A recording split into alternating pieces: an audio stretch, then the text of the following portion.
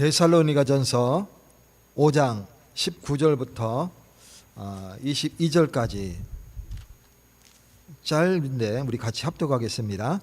성령을 소멸하지 말며 예언을 멸시하지 말고 범사에 헤아려 좋은 것을 취하고 악은 어떤 모양이라도 버리라. 아멘. 성령의 인도가 뭘까요? 성령의 인도를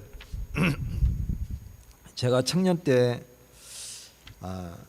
수원 감비를 뜯으면서 청년 모임 때 그때 장로님에게 물었던 기억이 납니다. 청년 모임에서 성령 인도가 뭐냐, 이제 그거에 대해서 이제 장로님이 오히려 이제 청년들에게 되물으셨어요. 한번 대답해봐라. 사람마다 한번 돌아가면서 성령 인도가 뭐냐 쭉 얘기를 했어요. 그 모든 게 다 성령 인도다. 저는 이렇게 얘기하셨어요. 성령 인도가 뭘까요?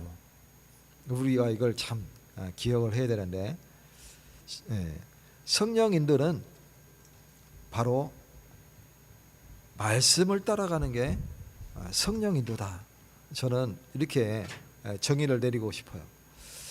그래서 말씀을 따라가는 게 성령 인도인데, 우리가 무엇에 집중하느냐, 성령의 역사는 또 다른 거예요. 성령의 인도와 성령의 역사가 있죠. 그러면 우리가 어디에 집중하느냐,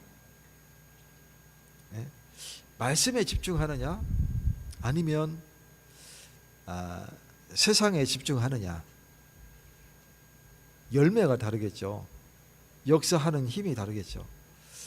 무엇이 역사하느냐가 다르겠죠. 그래서 우리는 무엇에 집중하느냐에 따라서 성령이 역사하느냐, 세상 것이 역사하느냐, 그 차이겠죠. 우리는 말씀 중심이어야 됩니다. 세상 중심이 아니고 말씀 중심이어야 돼요. 이게 성도의 능력입니다. 성도의 힘입니다. 그리고 말씀의 능력이고 말씀의 힘입니다. 성령께서는 하시는 일이 뭐냐면 말씀을 깨닫게 하시는 거예요. 이게 성령의 하시는 일이에요. 그리고 죄를 깨닫게 하세요. 말씀을 깨닫게 할 뿐만 아니라 우리의 죄를 낱낱이 깨닫게 하시는 거예요. 이게 성령이 하시는 일이에요. 제가 죄를 저지르면서도 죄인 줄 모른다 그러면 그 사람은 성령의 인도를 못 받고 있는 사람이죠. 또 성령께서 다양한 은사를 주시는데, 이 은사를 주시는 이유가 뭐냐면 교회를 세우기 위함이에요. 은사를 주시면 교회를 세우기 위하여 은사를 주시는 거예요. 근데 그 은사를 좀 주셨는데 악용하는 사람들이 간혹 있죠. 그래서 뭐 세대주의 종말론이라든가 뭐 이렇게 악용을 해서 사람들을 막 끌어모으는, 그래서 이제 성령의 역사가 안 일어나니까 나중에는 그걸 조작을 해요. 그런 경우가 많이 있죠. 성령의 역사는 교회를 세우기 위한 하나님의 인도 속에서 역사가 일어나는 겁니다. 이 바울은 균형 있는 신앙을 가르치고 있어요. 이 데살로니가 전서에 성령을 소멸하지 말라, 또 분별하라, 선한 것을 붙들고 악을 버려라, 이렇게 말씀하고 있어요. 이 말씀을 통해서 우리가 분명하게 성령의 은사를 존중하는 성도의 자세를 우리가 살펴봤으면 좋겠습니다. 첫 번째는 성도는 성령의 역사를 막지 말아야 됩니다.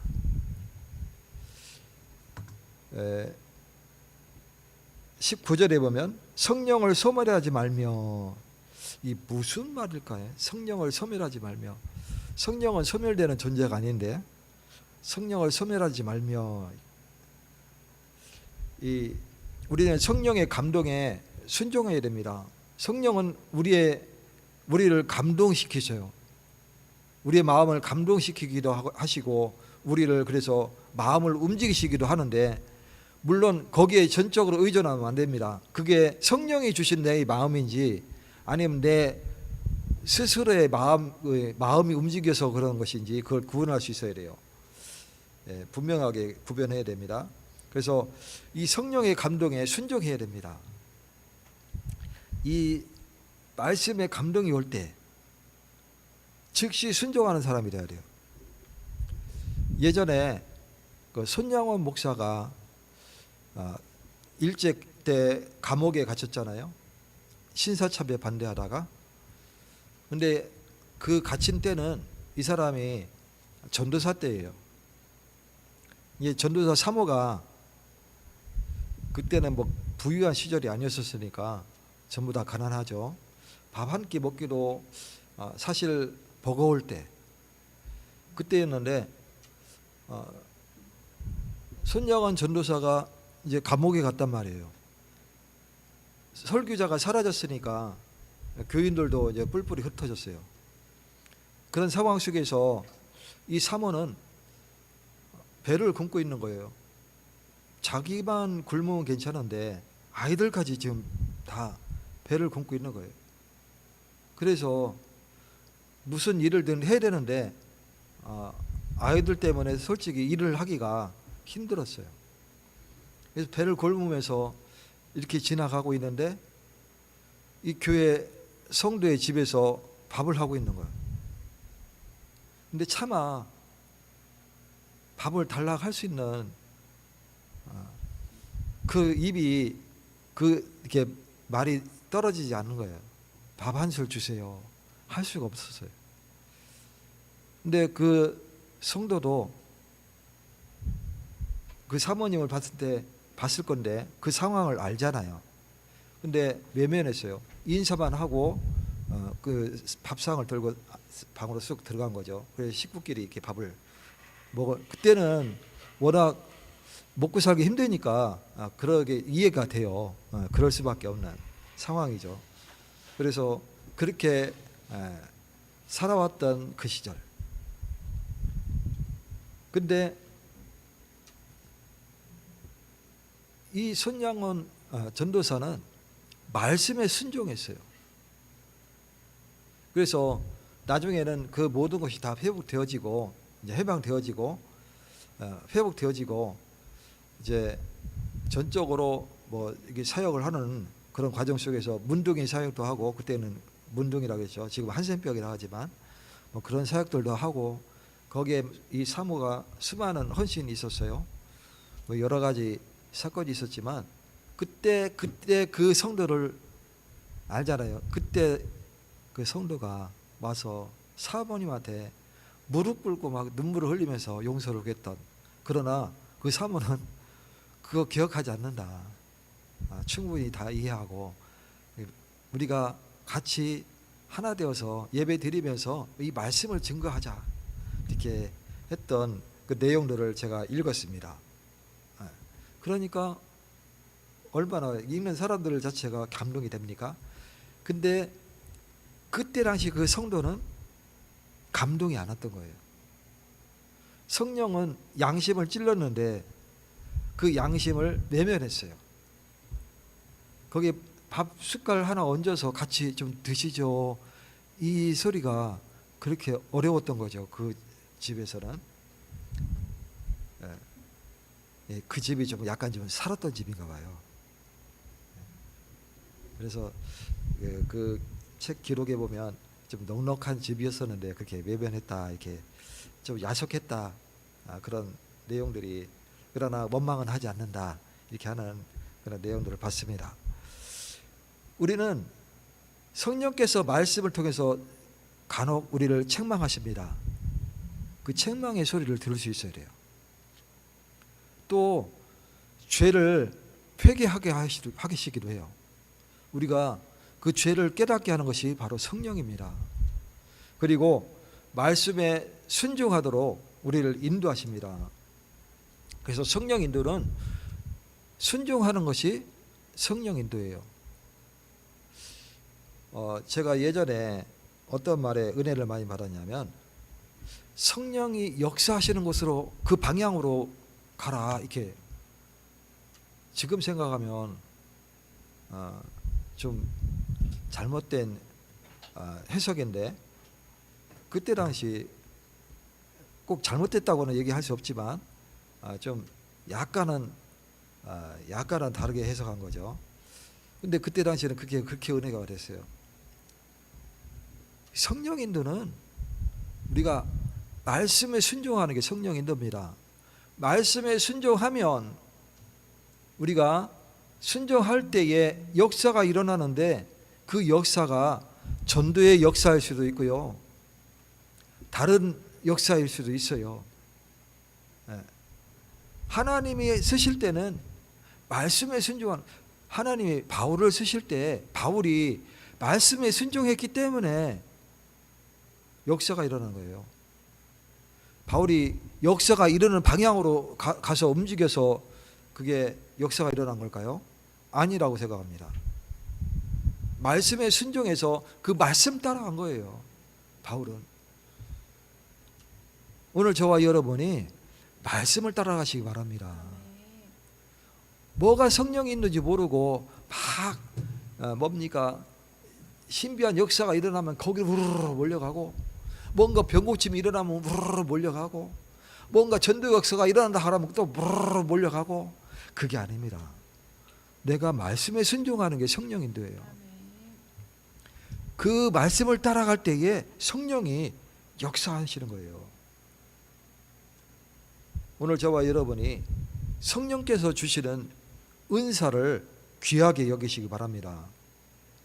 에베소서 4장 30절에 보면 하나님의 성령을 근심하지 말라 그랬어요.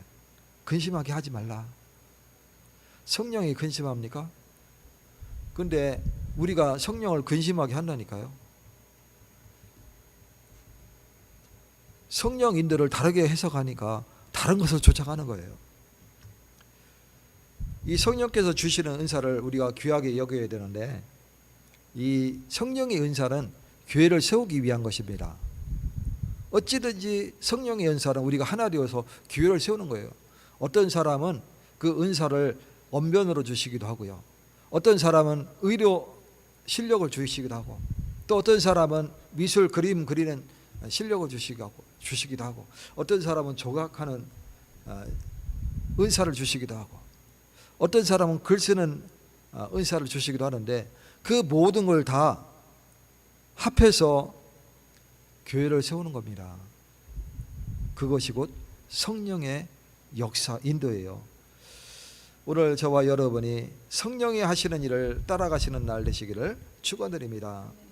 은사는 그래서 자랑이 아닙니다. 내 실력이 아니에요. 내가 노력해서 얻은 은사가 아니에요. 하나님이 주신 은사예요. 공동체를 섬기기 위한 하나님의 선물인 줄 믿으시기 바랍니다. 그래서 결국은 은사라는 것은 성령이 스스로 나타나시는 거예요. 성령이 나타나심이 그게 은사인데, 성령이 어떻게 하면 성령이 나타나십니까? 우리가 말씀을 따라 순종하고 따라가고, 그리고 말씀의 인도를 받을 때에 성령이 스스로 나를 통해서 나타나는 거예요. 그래서 내가 가진 재능을 통해서, 은사를 통해서 주님이 나타나심을 드러내시는 겁니다. 그게 성령의 은사입니다. 고린도전서 12장 7절에 각 사람에게 성령을 나타내심은 유익하게 하려 하심이라. 어떤 유익? 바로 내 유익이 아니라 하나님의 유익. 그 유익이 나에게도 더불어 오게 되는 겁니다.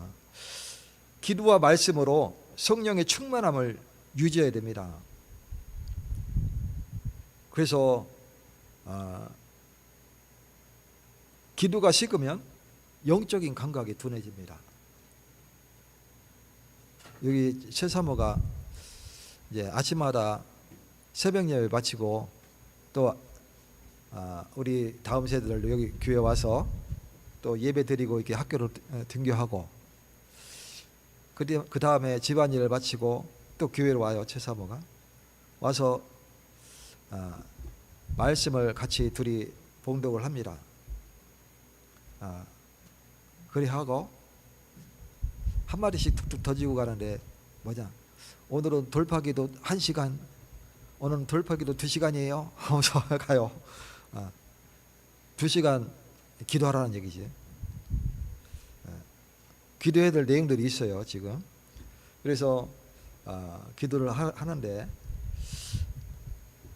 그 기도가 끊어지면 어떻게 되느냐, 성령의 인도가 끊어지는 거예요. 성령과 교제함이 끊어지는 거예요. 성령이 임재하심이 끊어지는 거예요. 그래서 우리의 영적인 감각이 둔해지게 되는,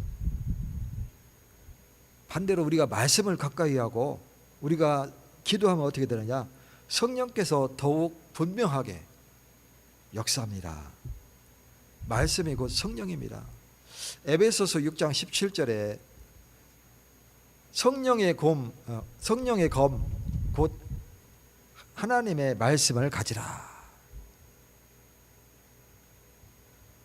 오늘 적군과 싸워 이겨야 되는데 어떻게 싸웁니까? 하나님이 싸워 이기십니다. 아말렉과의 전투에서 이스라엘 군대가 싸워 이겼는데 어떻게 이겼습니까? 모세가 팔을 들면 이스라엘 군대가 이기고 여호수아 군대가 이기고, 모세가 팔이 힘들어서 무거워서 이제 노년이니까 내리면 아말렉이 다시 이스라엘 깨부시고 있는 거예요. 그 옆에서 누가 눈치챘느냐? 아론과 훌이 눈치채고 그 팔을 계속 들 수 있도록 도왔어요. 하나님 앞에 기도하는 장면이에요. 그래서 결국은 여호수아 군대가 아말렉군을 완전히 쳐서 없애버리는 그런 축복을 누리게 됩니다. 오늘 저와 여러분이 말씀과 기도로 성령이 인도하시고 성령의 역사하심을 체험하는 날 되시기 바랍니다. 우리는 성도입니다. 성도는 말씀을 따라가는 게 성도예요. 기도하는 게 성도예요. 그러면 성령의 역사가 일어나긴 당연한 거예요. 그래서 성령의 은사는 존중하되 반드시 분별할 수 있어야 됩니다. 오늘 20절과 21절에 보면 예언을 멸시하지 말고 범사에 헤아려 좋은 것을 취하고, 어느 날 이 목사가 막 성령이 감동돼서 감단해서 예언의 말씀을 다 던졌어요. 근데 이 다부 세대 2명이 말씀을 무시하고 그냥 했어요. 그러면 어떻게 됩니까?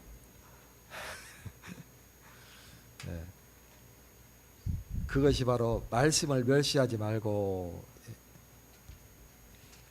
범사에 헤아려 좋은 것을 취하고, 이 범사라는 건 모든 것에 어떤 게 좋은 겁니까? 하나님께 유익한 것이 좋은 것이에요. 이 바울은 물론 예언의 말씀을 무조건 믿으라고도 하지 않았어요. 이 성경에 보면 이 바울 서신서에 보면 무조건 믿으라고도 않고 또 무조건 거부하라고도 안 했어요. 대신 뭐라고 말했냐면 예언의 말씀을 존중하되 말씀으로 분별하라. 하나님의 말씀으로 그 예언을 분별할 수 있어야 돼요. 성령의 감동이 돼서 내일 주식이 30% 오른다 이렇게 예언했어요. 그러면 믿고 막 주식을 30% 오른다 하니까 딱 샀다. 맞을 수도 있을까요? 맞을 수도 있겠고 틀릴 수도 있어요. 말씀에 그게 맞냐 틀리냐, 그게 성령의 감동돼서 맞겠죠. 근데 그게 말씀에 위배되는 내용이냐 아니냐, 그걸 우리가 분별할 수 있어야 돼요. 어떤 은사나 체험도 성경보다 앞설 수는 없습니다. 무슨 전도사? 요즘 선교사라고 하죠? 박혁 선교사, 예. 막 추종하는 세력이 있어서 그 무리를 막 이러더라고요. 그러면서 목사들은 깨달아야 된다고 막 그 추종하는 사람들이 하는 얘기예요. 어느 뭐 거기에 은혜 받은 권사님인가 봐요. 그래서 막 목사님들 깨달아야 된다고, 이 박혁 선교사님 도와야 된다고, 이 말씀 들어봐라고 하면서 막 이렇게 하시는 내용 봤는데, 분별할 수 있어야 돼요. 어떤 은사나 체험도 성경보다 앞서 나갈 수 없습니다.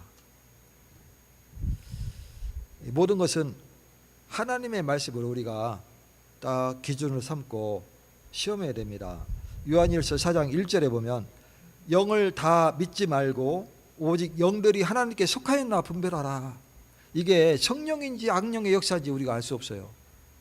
어느 날 이두희 목사가 주식 50% 오른다 했는데 이게 성령의 역사가 아닐 수도 있어. 악령이 하는 소리도 있을 수 있다니까. 나쁜 짓 많이 하다가 이두희 목사가 어느 날 악령이 들렸어. 악령이 들려서 하는 소리예요. 그럴 수 있다니까요. 그래서 이게 성령의 소리인지 악령의 소리인지 우리는 분별할 수 있어야 됩니다. 겉으로 봐서는 모르잖아요. 어떻게 알아요?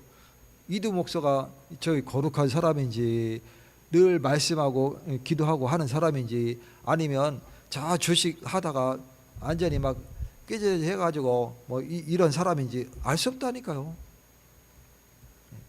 예? 도박장에 가고 뭐 정선 한 번씩 갔다 오고 이런 사람인지 어떻게 알아요? 카지노 가서 막 다 털어먹고 왔는지 어떻게 알아요? 사모 몰래 뭐 어떤 아가씨 만나고 다니는지도 모르겠고 그걸 어떻게 알겠어요? 그래서 말씀의 기준으로 이게 성령의 소리냐 아니냐 분별할 수 있는 그런 눈을 열어야 됩니다. 말씀과 다른 가르침은 감동이 올 수 있어요. 우리는 감정을 가지고 있기 때문에.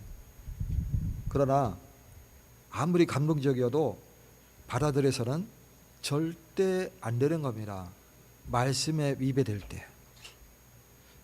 뭐가 그리 되느냐? 세속주의. 이 세속주의가 요즘 말에 요즘 사람들 입맛에 꼭 맞아요. 세속주의 신학을 가지고 설교를 하면 요즘 청년들 막 모여든다니까요.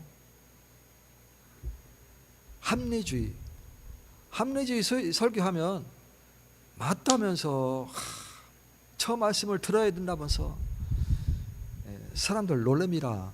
다 모여듭니다. 또 뭐가 그러냐? 세대주의 종말론.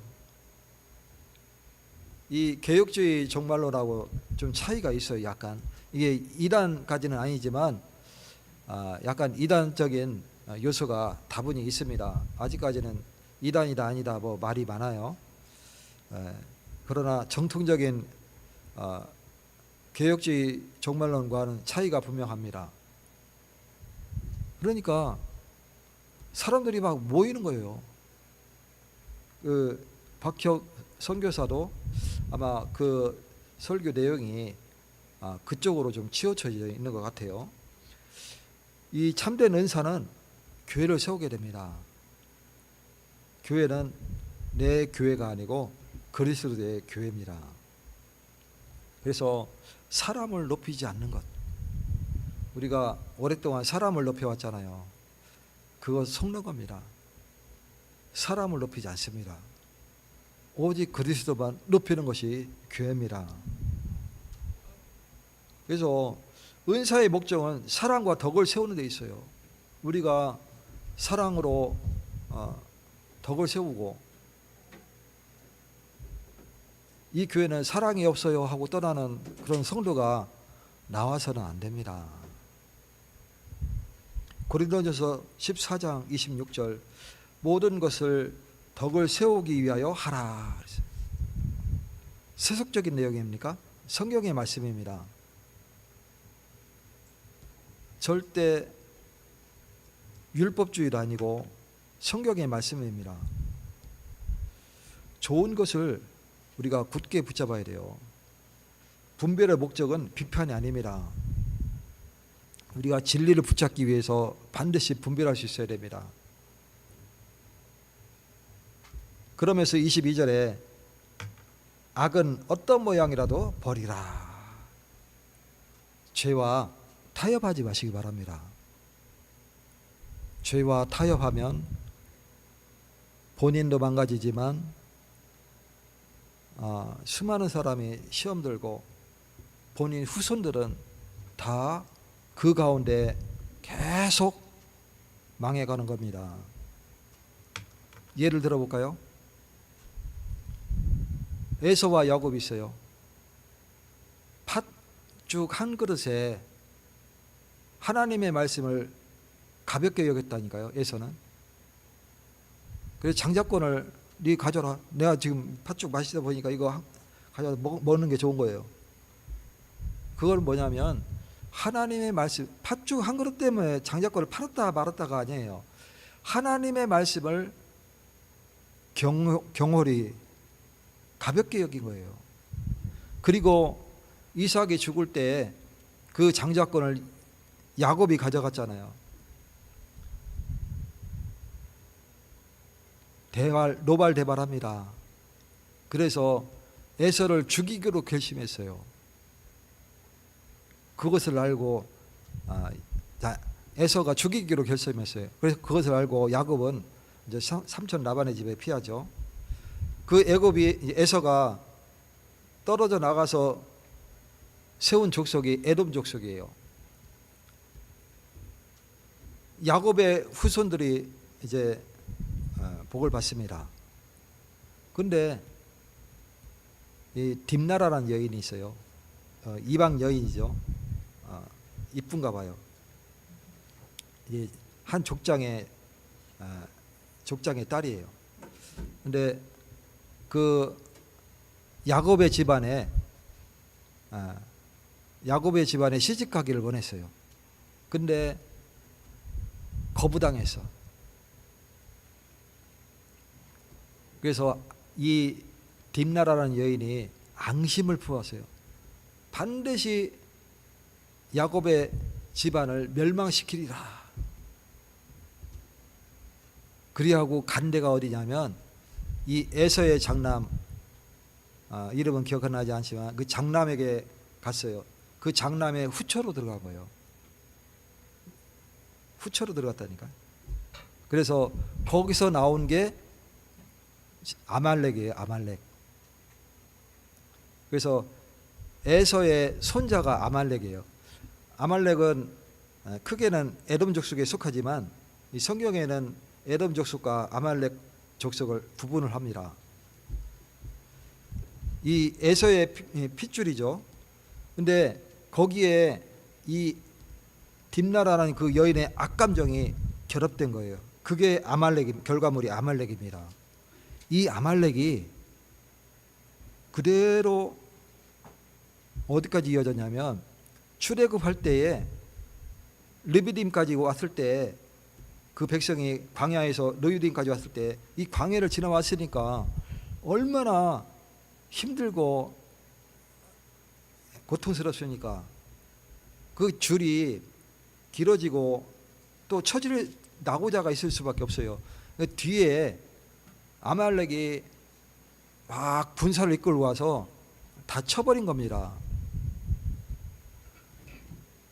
아니 그때 당시 보통 군대와 군대가 만나서 서로 이렇게 전투를 하지 약자를 치는 거는 그때 당시 그거는 그 전쟁을 하는 아주 못된 행위예요. 있을 수 없는 그런 행위예요.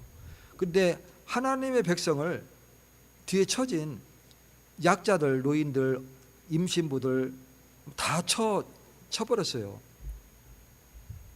이 하나님이 얼마만큼 노예셨느냐? 아말렉을 진멸하리라. 이스라엘 자손 대대로 아말렉을 다 진멸하리라. 이렇게 말씀하셨어요. 그게 언제 이루어졌냐면 이스라엘이 이제 왕국이 세워졌어요. 첫 번째 왕으로 백성들이 원해서 사울 왕이 세워졌잖아요. 그죠? 사울 왕에게 하나님은 직접 말씀하십니다. 가서 아말렉을 쳐서 진멸하라 했어요. 근데 이 사울 왕이 쳐들어갑니다. 다 쳐 없애버립니다. 근데 그때나 이 왕이 아각이었어요. 아각을 안 죽였어요. 그리고 좋은 말, 좋은 낙타, 좋은 양 따로 딱 해놨어요. 재물에 넘어갔어. 그 사무엘이 와서 따지니까 이것은 내가 하나님 앞에 제사 드리려고 따로 구분해 놓은 것이라 이렇게 변명을 했죠. 내가 아말렉을 안 친 것도 아니고 하나님을 제사 드리기 위해서 따로 구분해 놨는데 왜 그러느냐 이렇게 변명을 했죠. 이 사무엘이 말이 안 통하니까 따로 아각을 죽였어요. 그리고 그 사울 왕은 그 말로가 아주 비참해졌습니다. 그리고 세워진 왕이 다윗이에요. 이 다윗도 이 사울 왕으로부터 도망 다닐 때에 그 바벨론에 숨어 들어갔을 때 그를 찾아서 죽이려고 했던 게 그 아말렉 족속이에요. 그 후손이 또 와서 또 그렇게 된 거예요. 거기서 다행히 빠져나오게 됐죠. 끝까지 이스라엘을 괴롭히는 게 누구냐? 아말렉 족속이에요. 그러면서 나중에 이제 한 족속이 이스라엘 12지파의 한 지파가 이제 세일산을 공격해서 아말렉을 진멸을 합니다. 그리고 그 땅을 차지하게 되죠. 그래서 그 성경의 말씀이 성취되는 그런 응답을 누리게 됩니다. 그런데 그 중에 또 피신했던 자가 있어요. 그 후손이 언제 나타나느냐? 다 기억하고 있잖아요. 그 선주의 일을. 언제 나타나느냐? 이스라엘이 우상 때문에 멸망하고 포로로 끌려가는 그 바빌론, 또 바빌론을 페르시아가 다시 뒤엎어서 페르시아가 장악하고 있던 그때 누가 등장하느냐? 모르드게와 누굽니까? 뭐죠? 에스더가 등장하죠. 예. 에스더가 등장해요. 그때 이 하만이라는 사람이 아각의 후손이에요. 아말렉 족속이라니까. 그 아말렉 족속이 진멸당할 때에 그 왕이 아각이었었잖아요. 아각의 후손이라는 뜻이에요. 하만이. 그래서 이 모르드게가 다 숙였는데 고개를 숙이지 않은 그 모르드게 하나 알고 보니까 이스라엘 족속이에요. 그래서 이스라엘을 다 멸망시키는 그런 법안을 자기가 짜가지고 왕에게 이거를 조서를 올릴 때 자기가 가진 그 재산, 어마어마한 재산, 그거 같이 올렸어요. 그러니까 그것을 받고 조서를 보니까 마음에 들어. 그래서 왕의 도장을 꽝 찍은 거예요. 그게 에스더가 왕을 찾아가야 될 이유가 거기서 세워지게 된 겁니다.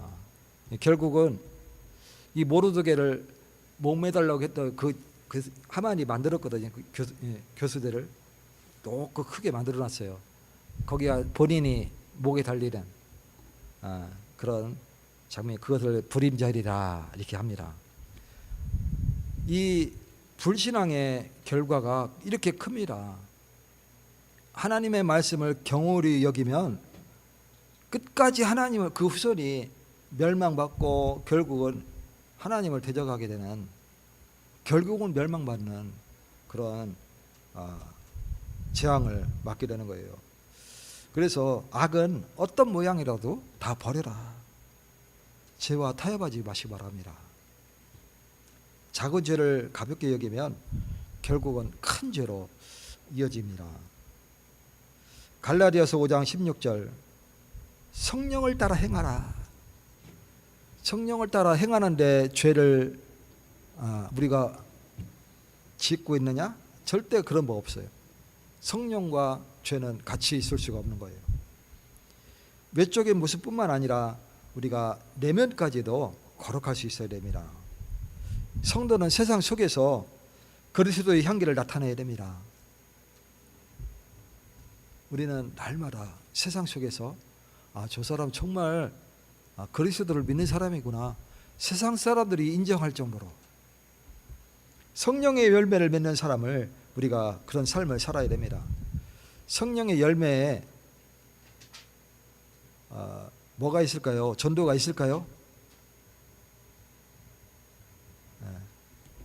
성령의 열매를 갈라디아서 5장 22절과 23절에는 분명히 말씀하고 있습니다. 오직 성령의 열매는, 오직이라는 것은 다른 거 없다는 거예요.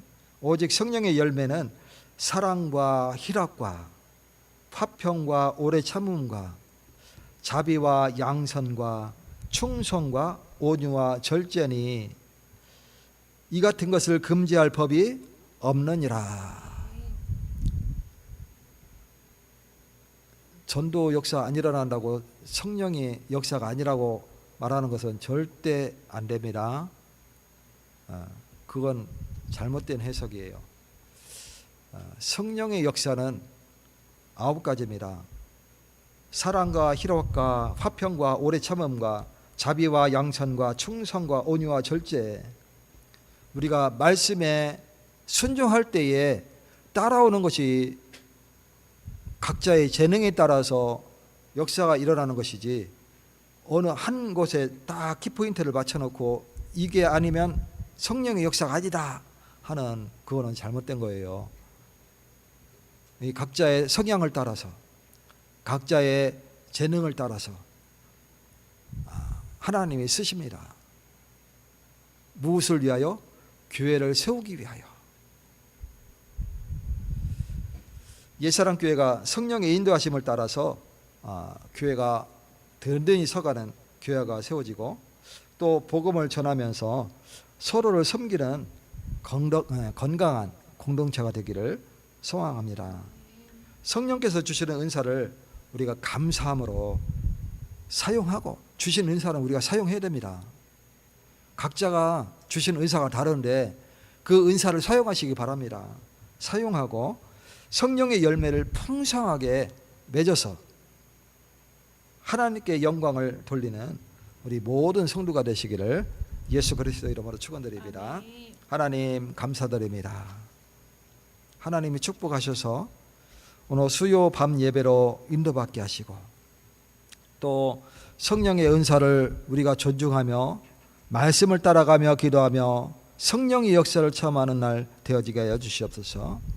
그래야 해서 지역을 살리고, 또 우리 다음 세대를 살리고, 가문을 살리고, 또 다문화 가정을 살릴 수 있는 축복된 교회가 되어지게 하여 주시옵소서. 뜨거운 여름날입니다. 우리가 여름 수련회를 준비하고 있사오니 주께서 간섭하시고 성령의 인도받게 하여 주시옵소서. 주 예수 그리스도 이름으로 기도 올리옵나이다.